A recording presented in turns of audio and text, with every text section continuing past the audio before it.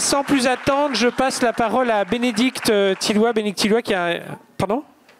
Ah bah si, je peux poser les...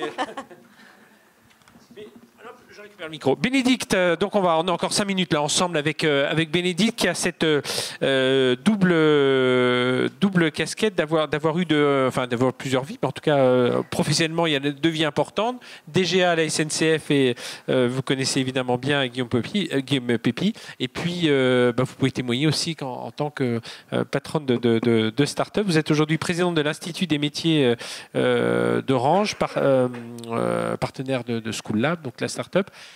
Allez, s'il fallait donner en quelques mots, qu'est-ce que ça vous inspire, les discussions que l'on a pu avoir ce soir? Bonjour à tous.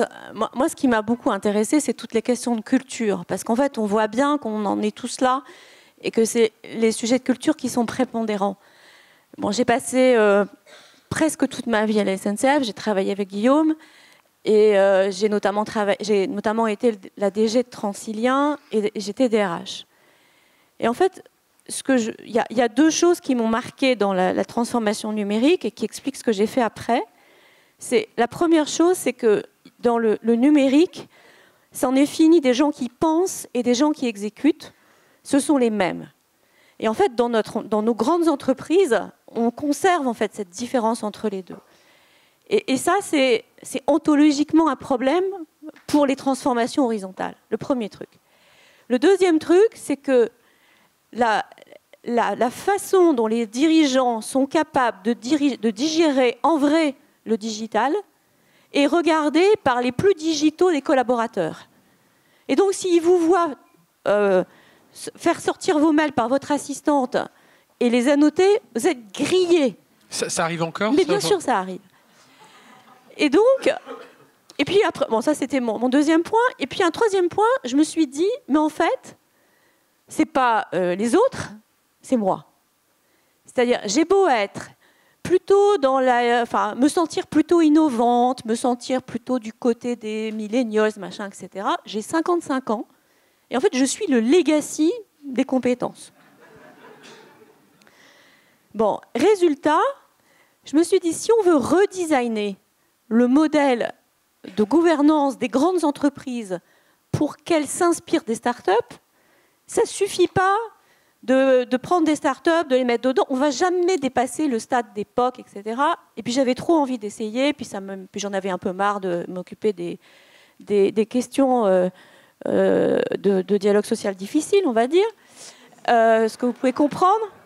Bon, et du coup, j'ai décidé de faire un choix complètement radical. Quand je dis radical, c'est que je suis partie. Et je me suis dit, OK, aujourd'hui commence le premier jour de ma vie de dirigeant digital.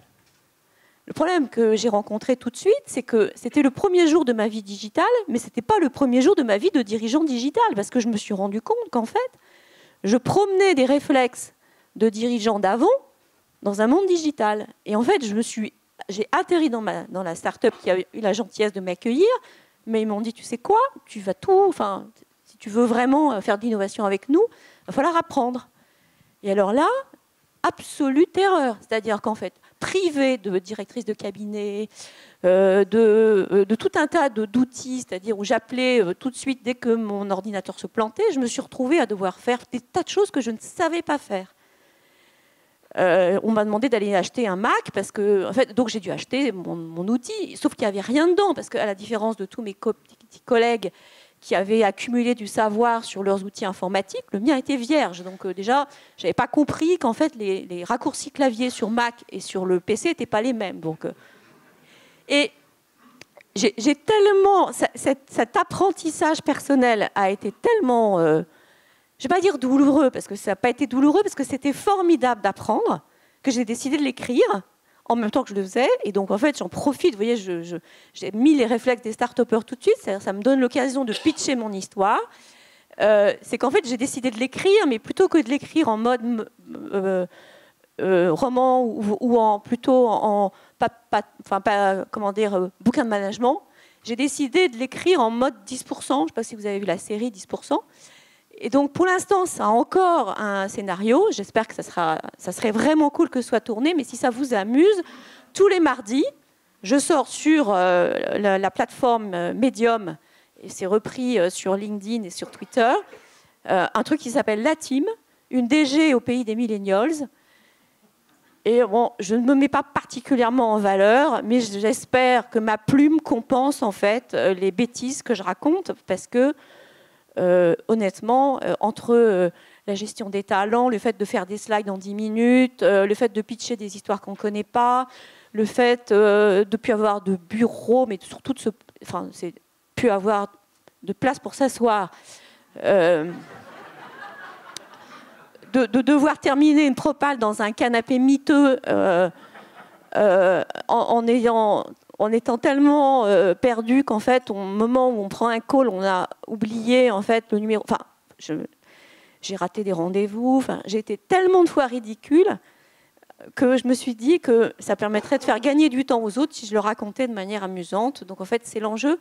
Mais par-delà, en fait, toute cette histoire de la DG au pays des millennials, ce que je veux aussi donner comme exemple, et je suis très fière de voir que les salariés de la SNCF me suivent et qui sont contents, c'est qu'ils me disent « Waouh, comme ça, avec toi, on reste à la page ». Eh bien, merci. Merci encore.